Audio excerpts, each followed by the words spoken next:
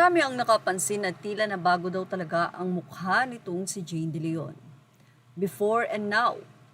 Tinignan natin ang Instagram ni Jane De Leon. Siyempre, ang bawat makeup ay nakapagpapabago nga ng looks. Even the filler, sinasabi nga nila, yung way ng paglalagay ng lipstick. Nagpakapal nga ba ng labi itong si Jane De Leon? Ang kanyang dating manipis na labi ay pinakapalan at pinalaki nga ba ng nasabing aktres. Marami ang nagsasabi na mas bagay daw kay Jane De Leon ang dati nitong looks. Actually, may mga nakapansin din na hindi daw talaga ganyan ang looks before ni Jane De Leon. Dahil nung kanyang 13 years old, makikitang ito na hindi ganun katangos ang nose nitong si Jane. Pero ang kanyang mga teenage year, makikita naman na tila wala namang talagang binago kay Jane. Kahit walang makeup ay makikita na very pretty talaga siya. But anyway, ilang mga photos nga ang ating kunilek para makita kung nagparitoke nga ba ang aktres. Ayon kasi sa ilang netizen ay tila talaga nagpabago ng mukha itong si Jane De Leon. Napakalayo daw kasi ng mukha nito nung teenager siya, ngayon niyang naging woman na siya.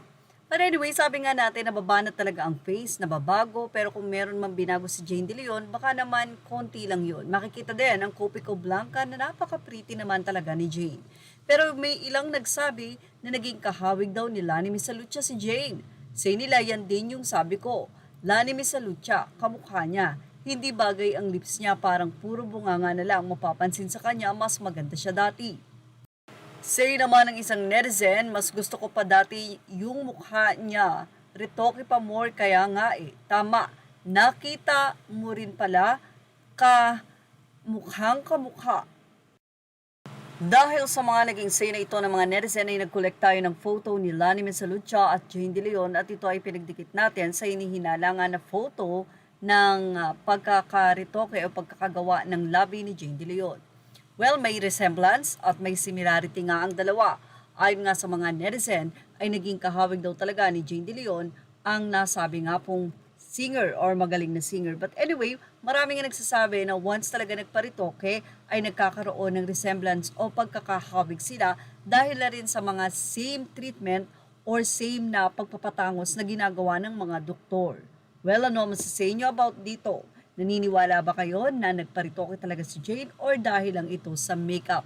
And mukhang naka-brace din naman kasi siya. Yung ating showbiz top update. Thank you for watching. Images are all credit to the rightful owners. Please like, share, and subscribe.